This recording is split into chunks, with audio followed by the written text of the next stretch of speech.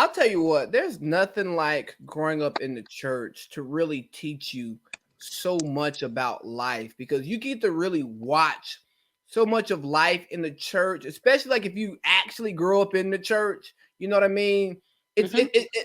because I've had people who didn't necessarily grow up in the church, right? They joined the church at an older age, and you get to just talking about certain little things, and they're super confused. But I'm like, growing up in the church, you see so much. You see role models, you see scandal, you see disappointment, you see happy, sad. Like two of my best friends, man, we cried in church together like the age of 18, 19.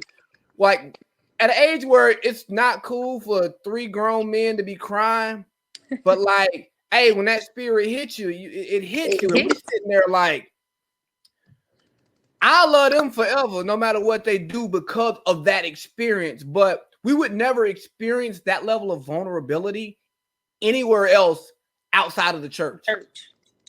Amen. I agree. I totally agree. Like I feel like a lot of the things you learn growing up and like what you take, everybody kind of pick and choose what they want to take and throw into their little toolbox. But a lot of the stuff, you saw in the church, that kind of molds you into the person you end up becoming. And, I always give thanks to God. Like, obviously, like, he's the forefather of my life. He's, the head of everything I do. I can't do it without him. So, you Praises definitely don't want to forget that religious unto- aspect. Absolutely not. And even with people who may not share the religious values, those who may not subscribe to the religion, man, it if nothing else, religion teaches you morals, like just teach you how to be a good person. Even if you get away from it as you get older because some of it doesn't make sense to you, it's still something that's like, you know what? You should just treat people right.